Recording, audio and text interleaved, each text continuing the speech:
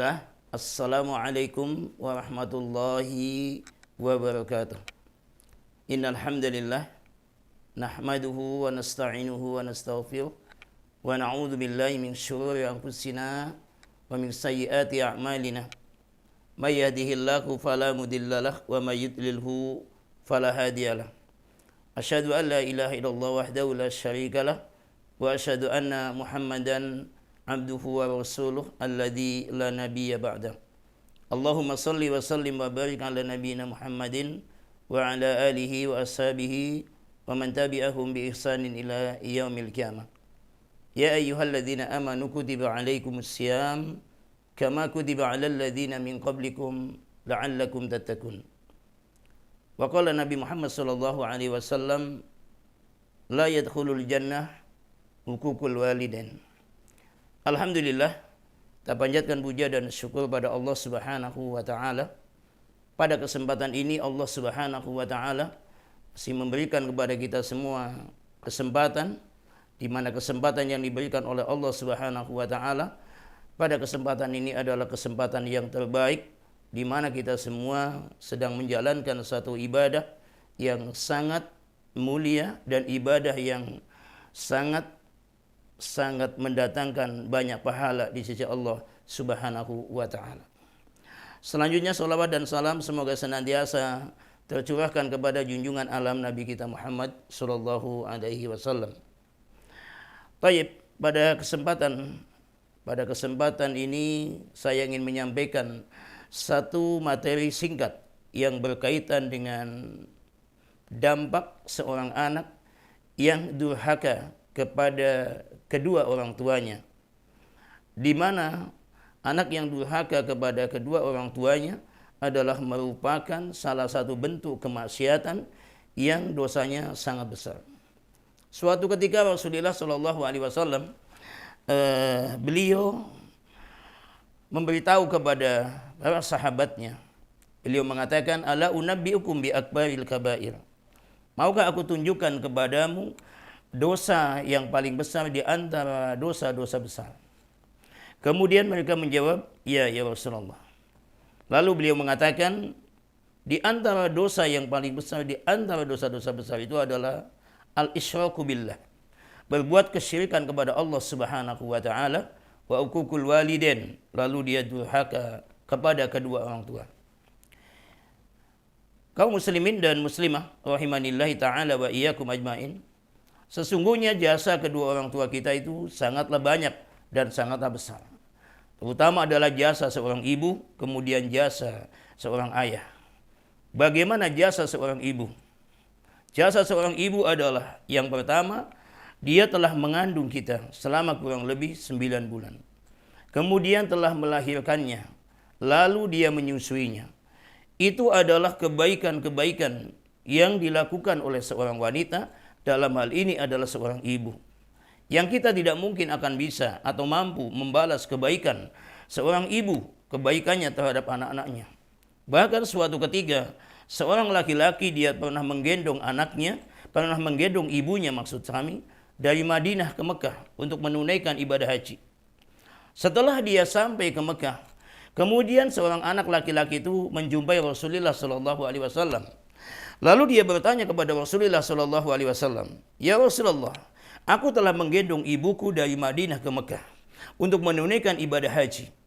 Apakah kebaikan ibuku sudah terbalaskan dengan menggendong ibuku dari Madinah ke Mekah? Kemudian Rasulullah Shallallahu Alaihi Wasallam menjawab bahwa itu baru sesuap makanan yang dimasukkan oleh ibumu ke dalam mulutmu. Ini menandakan bahwa kebaikan seorang ibu itu sungguh sangat besar. Maka tidak layak, tidak pantas apabila kita sebagai seorang anak kemudian dia bersifat durhaka kepada kedua orang tuanya. Salah satu bentuk durhaka akan membuat kita terancam oleh Allah Subhanahu wa taala. Yang pertama, tidak akan bisa mencium bau surga. Padahal surga itu, kata Rasulullah SAW, bisa tercium dalam perjalanan manusia selama kurang lebih 70 tahun. Perjalanan 70 tahun itu adalah perjalanan yang cukup panjang dan perjalanan yang cukup lama dan pasti akan menghasilkan jarak yang sangat jauh.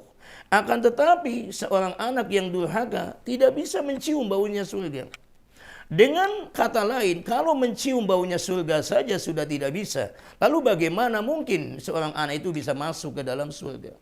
Maka hadis dalam mukadimah tadi yang ana sampaikan adalah Rasulullah sallallahu alaihi wasallam beliau mengatakan, la yadkhulul jannah uququl walidain. Tidak akan masuk ke dalam surga seorang anak yang durhaka kepada kedua orang tuanya. Seperti apapun dia ibadahnya, sebaik apapun dia akhlaknya, kalau dia belum bisa bersikap baik kepada kedua orang tuanya, maka ibadah-ibadah yang lain pun akan sia-sia. Di antara bentuk durhaka seorang anak kepada orang tua adalah dengan ucapan. Dengan ucapan-ucapan yang tidak sopan, dengan ucapan-ucapan yang tidak santun. Mungkin ucapan yang dianggap kita itu adalah ucapan yang remeh-temeh, ucapan yang biasa. Dengan kata-kata ibu, ayah. Di mana Allah Subhanahu wa taala melarang kita, wala taqul lahuma uffin wala tanharhuma wa qul lahuma qawlan karima. Wala taqul lahuma uffin. Janganlah kalian itu sebagai seorang anak mengatakan kepada kedua orang tuanya kata-kata wala tanharhuma, dan jangan membentak orang tua kita. Wa qul lahuma qawlan karima. Hendaklah kita sebagai seorang anak mengucapkan kata-kata yang karim, kata-kata yang sopan, kata-kata yang santun, kata-kata yang mulia sebagai bentuk kesolehan kita terhadap kedua orang tua kita. Jadi anak yang durhaka contohnya adalah anak yang selalu mengucapkan ucapan-ucapan yang tidak sopan, yang tidak santun. Salah satunya adalah kata Kata yang dilontarkan oleh seorang anak kepada kedua orang tuanya akan mendatangkan dosa yang sangat besar. Walaupun kata-kata itu dianggap oleh kita adalah kata-kata yang biasa-biasa saja. Yang kedua, yang perlu diperhatikan oleh kita, kapan anak itu dikatakan durhaka? Kaum muslimin dan muslimah, rahimanillahi ta'ala wa iyyakum ajma'in. Perlu kita ketahui bahwa kedua orang tua kita adalah sahabat terbaik di dunia. Teman yang paling baik di dunia. Teman yang paling baik di dunia. Suatu ketika ada seorang laki-laki, dia bertanya kepada Rasulullah sallallahu alaihi wasallam, "Ya Rasulullah, siapakah temanku yang paling baik di dunia?" Maka Nabi menjawab, "Ummuka." Temanmu yang paling baik di dunia adalah ibumu. Lalu laki-laki itu bertanya, "Summa ayyu?" Kemudian siapa lagi? Nabi menjawab, "Ummuka," ibumu. Kemudian laki-laki itu pun bertanya lagi yang ketiga kali, "Summa ayyu?" Dia pun menjawab, "Ummuka." Lalu dia melanjutkan pertanyaan yang keempat, "Summa ayyu?" Lalu siapa lagi? Nabi menjawab, "Qala abuka." Jadi Nabi Muhammad SAW itu menjelaskan dan memberitahu kepada kita bahwa teman sahabat terbaik di dunia ini tidak ada sahabat yang lebih baik melebihi seorang ibu dan melebihi seorang ayah. Teman yang paling baik di dunia adalah ibumu. Ibumu dan ibumu, lalu kemudian bapakmu. Coba saja kita perhatikan dalam kita hidup di dunia, setiap kita ada masalah, apakah menyangkut masalah pribadi, masalah anak, masalah keluarga, sering anak itu akan mengadu sesuatu itu kepada ibunya. Baru setelah itu baru kepada bapaknya. Karena teman yang paling baik, sahabat yang paling baik di dunia adalah ibu. Akan tetapi kadang-kadang kaum muslimin dan muslimah rahimanillahi ta'ala wa iyyakum ajma'in, betapa banyak anak-anak yang durhaka kepada kedua orang tuanya. Salah satu bentuk anak durhaka itu adalah anak yang tidak mau berbakti, tidak mau taat, tidak mau melaksanakan perintah orang tuanya, tidak mau meninggalkan larangan orang tuanya, tidak memenuhi keinginan orang tuanya. Seringkali orang yang sudah berumah tangga, seorang anak kadang-kadang dia lebih taat kepada istrinya bila dia suami. Dia lebih mementingkan kebutuhan istrinya, kebutuhan anak-anaknya.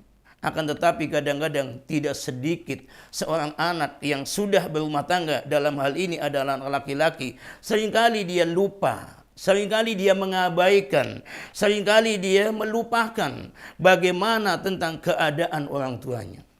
Apabila istrinya meminta sesuatu, segalanya dia ditunaikan. Namun bila orang tuanya meminta sesuatu, kadang-kadang begitu lama, begitu lambat, bahkan kadang-kadang dilupakan.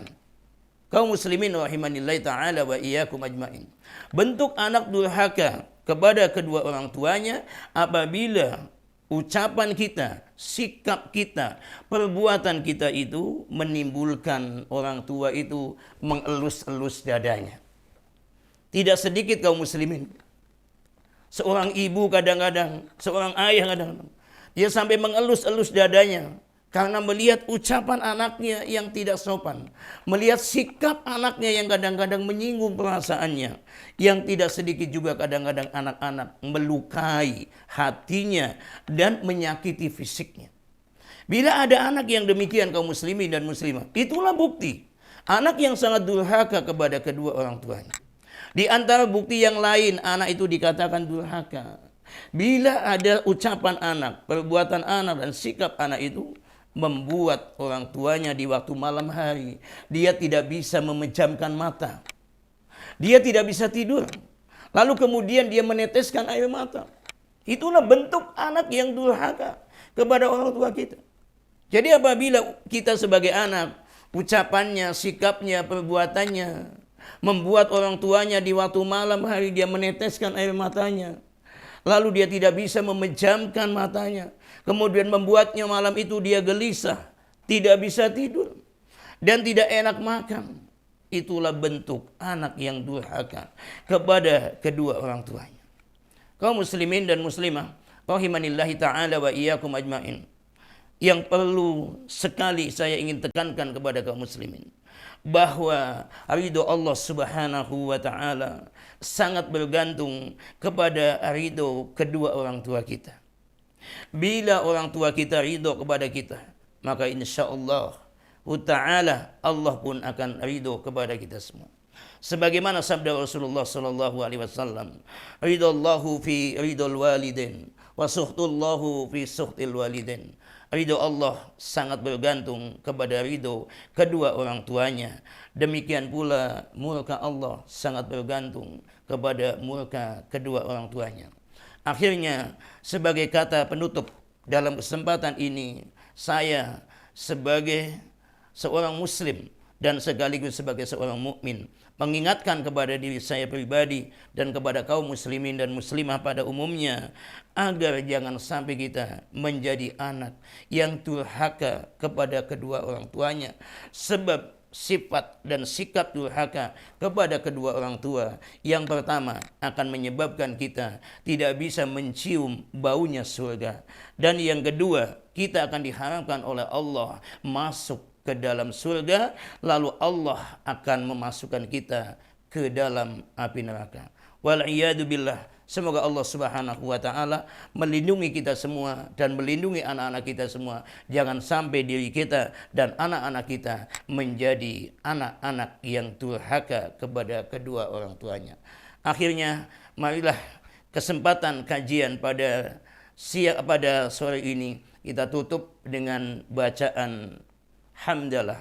Alhamdulillahi rabbil alamin. Subhanakallahumma wa bihamdika asyhadu an la ilaha illa anta astaghfiruka wa atubu ilaik. Assalamualaikum warahmatullahi wabarakatuh. Assalamualaikum warahmatullahi wabarakatuh.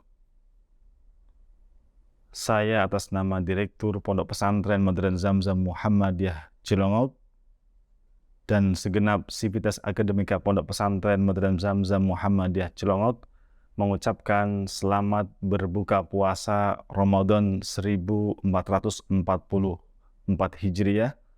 Semoga Allah Subhanahu wa Ta'ala menerima amal ibadah kita di bulan suci Ramadan dan menjadikan kita sebagai hamba-hamba Allah yang diterima puasanya, dan Allah dekatkan kita dengan pengampunan dosa, dan Allah memasukkan kita ke dalam kelompok orang-orang yang bertakwa. Dan marilah kita meningkatkan taqarrub kita kepada Allah Subhanahu wa Ta'ala dengan harta kita, dengan amal-amal perbuatan kita, dan mudah-mudahan kita bisa pertahankan sampai dengan Ramadan ini berakhir, dan kita terapkan dan kita biasakan di tahun-tahun mendatang. Demikian, wassallallahu ala nabiyina Muhammad wa ala alihi wa sahbihi ajma'in. Assalamualaikum warahmatullahi wabarakatuh.